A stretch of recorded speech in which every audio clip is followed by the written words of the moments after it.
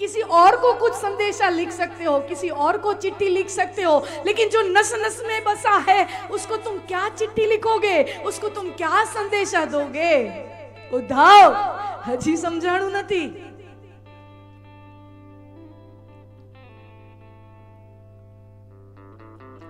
यशोदा मां कहे मारा काना पासे जाओ छो ने मारे कोई मोटी मोटी वातो नहीं करवी, कोई संदेशो नहीं देवो। मारा काना ने गोरस बहु भावे, माखण बहु भावे।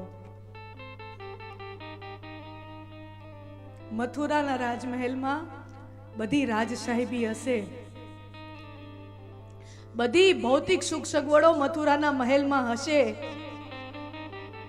पण माना लालानु आ गोरस जे भावतुं छे ने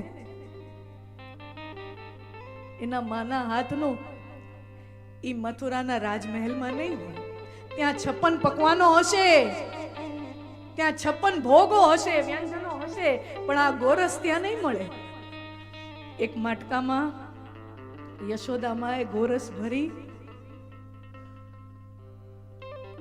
અને અક્રૂરજીને આપ્યું કે આ મારા કનૈયાને જમાડજો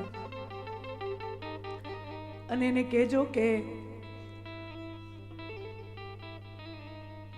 એની ગરીબ માએ એને આ ગોરસ મોકલાવ્યું છે।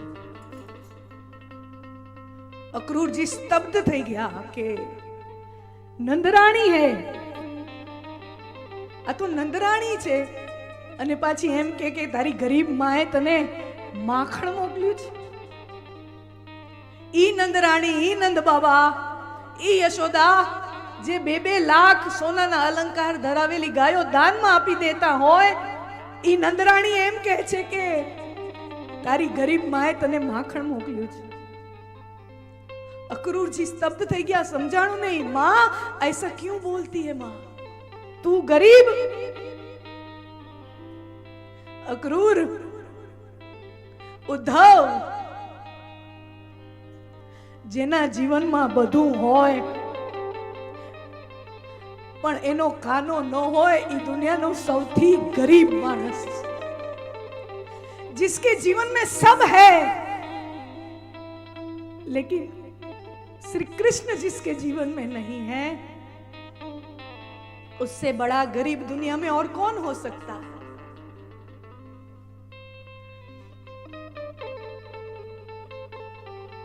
जिंदगी आपको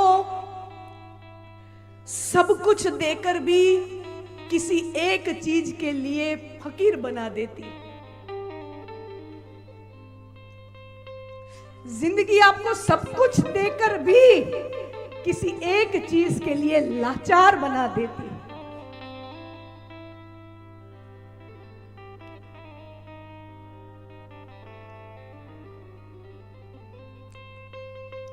अंत में उसको जाने देना।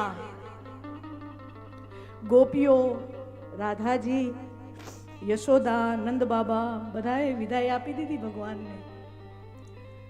अंत में उसको जाने देना और उसको अपनी यादों में बसा लेना, ये हमारे प्रेम का अंतिम पड़ाव था। In the end, we let go of the things that we desperately want. Imagine you choose to letting go something which you desperately want. આ પ્રેમનો સર્વોચ્ચ શિખર છે। ये प्रेम का सर्वोच्च शिखर है। आवो प्रेम न संसारे क्यारे जोयो हतो, न जोयो छे, न क्यारे जोई शकशे। आवो प्रेम सृष्टि पर, आवो दैवीय प्रेम सृष्टि पर कोई जोयो ज नथी। उद्धवजी ने छेला राधाजी मळे छे। राधाजी उद्धव ने कहे छे, मुझे पता था वो तो कहीं और का मुसाफिर था, मुझे पता था वो कहीं और का मुसाफिर था, मेरा शहर तो बस रास्ते में पड़ा था, मेरा शहर तो बस रास्ते में आया था. એની યાત્રા તો બહુ મોટી છે ને બહુ મોટા કામો કરવાના છે. અને અમે ગોપીઓ, અમે ब्रजवासी, हम इतने स्वार्थी नहीं हैं कि हम अपने प्रेम के पालों में कृष्ण को बांध के रखें. प्रतीक्षा हमेशा રહેશે, પણ હવે એને બોલાવશું નહીં. આ પ્રેમ ભગવાન ગયા, મથુરામાં પહોંચ્યા છે.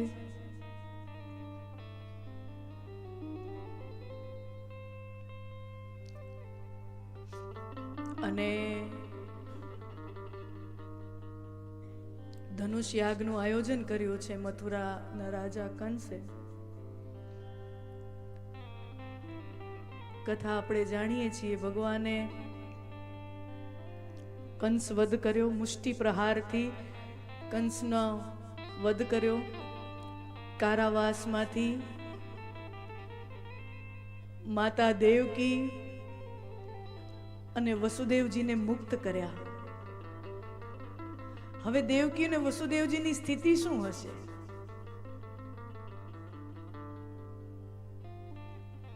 યશોદાજીને ત્યાં મૂકી આવ્યા. ત્યાં વસુદેવજી ત્યારે આવડોક હતો.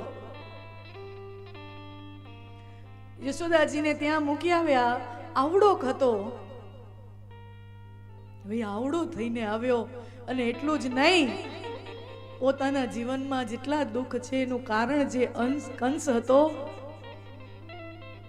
કંસનો નાશ કરીને અમને મુક્ત કરવા આવ્યો છે.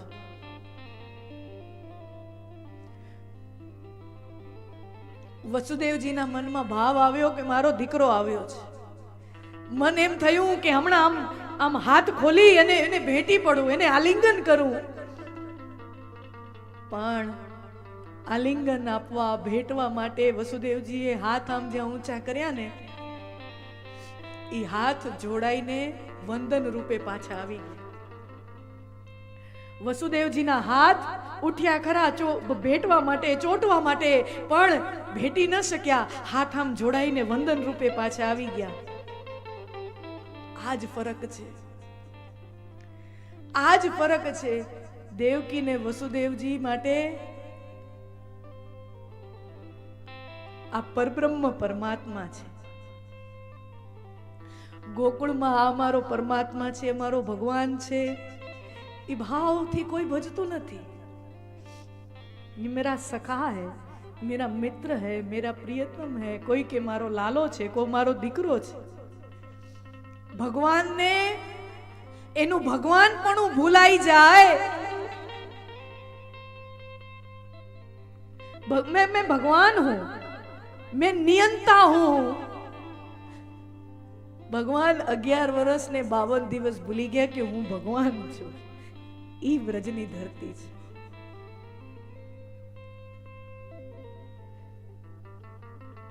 મથુરામાં ભગવાન ઉગ્રસેનને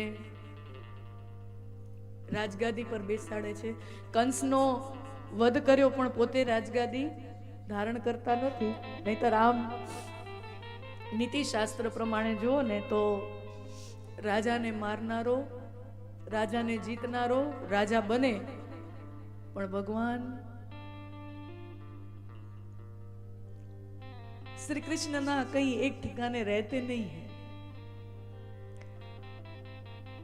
कोई एक जगह रहे ज नहीं. એ ચાલ્યા જાય. મથુરા કંસનો નાશ કર્યો, ઉગ્રસેનને રાજગાદીએ બેસાડ્યા છે.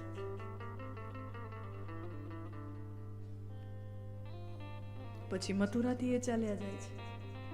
कहाँ वो मथुरा में बसने वाला था, वो गोकुल में नहीं बसा, वो गोकुल का नहीं रहा, वो तो फिर वो मथुरा का भी कहाँ रहा. मथुरा से भी चल दिया. मथुरा वासी ने रड़ावीने जाए. आम जो ने तो भगवान श्री कृष्ण आखू चरित्र तमे जुओ तो भगवाने बधाने आंसू ज आप्या छे. आंसू सिवाय कोईने कांई आप्युं ज नथी. आखू कृष्ण चरित्र जोशो ने तो तमने समझाय भगवाने आंसू सिवाय दुनिया में बीजू कांई आप्युं ज नथी. જન્મતાની વેદ માં દેવકીને આંસુ આપ્યા ને, જન્મ્યો મારા કુખે, પળ બે પળ માટે દર્શન થાય અને દીકરાથી વિખૂટું થઈ જવું પડે. જન્મતાની વેદ માં દેવકીને રડાવ્યા. આગળ ગયા તો યશોદા માં પાસે મોટા થયા. ગોકુળમાંથી નીકળ્યા તો ગોકુળવાસીઓને રડાવ્યા. નંદ બાબાને, યશોદાને બધાને રડાવીને નીકળી ગયા. મથુરામાંથી નીકળ્યા, મથુરાવાસીઓ રોયા. આગળ હસ્તિનાપુરમાં ગયા તો શકુની રોયો, દુર્યોધન રોયો. ભગવાને શકુની અને दुर्योधन ने रड़ाव्या, पर दुर्योधन के आंसू अलग है, शकुनी के आंसू अलग है, राधा जी के आंसू अलग है, यशोदा के आंसू अलग है. दुर्योधन ने शकुनी ने हैरान करे न भगवाने, इन्हें रड़ाव्या. उसके आंसू अलग हैं, प्रेमी के आंसू अलग है. रड़ाव्या बधाई ने.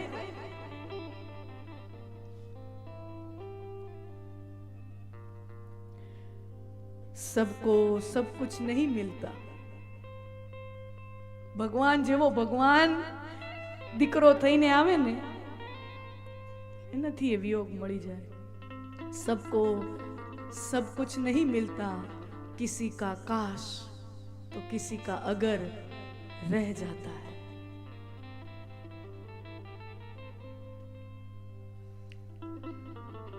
विद्या प्राप्ति करवा माटे भगवान सांदीपनी ऋषिना आश्रमમાં ગયા છે. અવંતિકાપુરી ઉજ્જૈન, ત્યાં વિદ્યા પ્રાપ્તિ કરી અને ત્યાં સુદામાજી સાથે મિલન થયું છે.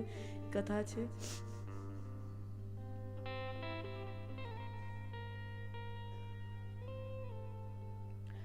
કથા એવી છે કે શ્રી કૃષ્ણએ કંસને માર્યો, મામા કંસને માર્યો. કંસની બે પત્ની છે, આસ્તી અને પ્રાપ્તિ, બે સગી બહેનો છે.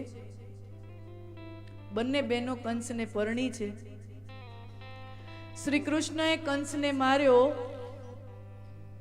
તો કંસની બે પત્નીઓએ આ સમાચાર પોતાના પિતાને, મગધના રાજા જરાસંધ,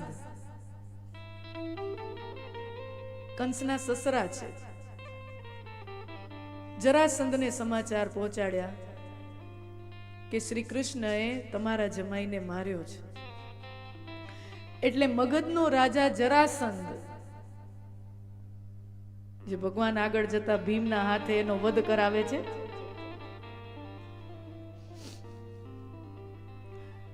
કહેવાય છે 17 વખત મથુરા ઉપર આક્રમણ કર્યું છે, યાદવો ઉપર આક્રમણ કર્યું. શું કામ? શ્રી કૃષ્ણએ મારા જમાઈને માર્યો.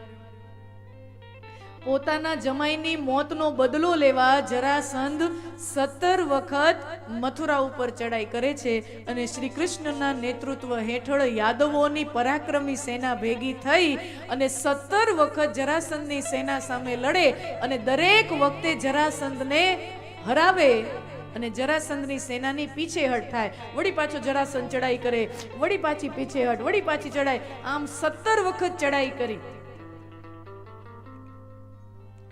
18મી વખત જરાસંધ આવ્યો ને ત્યારે પોતે એકલો નથી આવતો.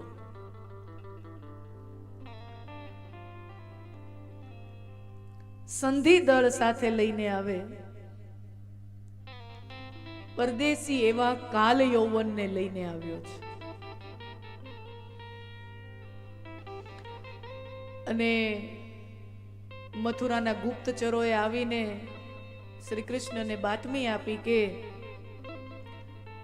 18મી વખત જરાસંધ સેના લઈને આવે છે, ચડાઈ કરવા આવે છે.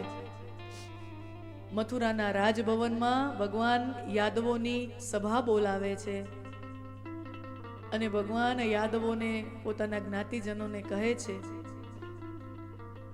કે એક વાત સમજી લઈએ, આપણે 17 વખત જરાસંધને હરાવ્યો, એને પાછો મોકલ્યો, દર વખતે પાછો આવી જાય છે. મારા વાલા સ્વજનો, એક વાત આપણને સમજાઈ ગઈ છે કે જરાસંધને મથુરાની રાજગાદીમાં કોઈ રસ નથી, મથુરાની સંપત્તિમાં કોઈ રસ નથી. નહીતર કોઈ રાજા બીજા રાજ્ય ઉપર ચડાઈ કરે તો એવું હોય ને કે પોતાના રાજ્યનો વિસ્તાર કરવો હોય, એની સંપત્તિ જોઈતી હોય, એની જમીનો જોઈતી હોય.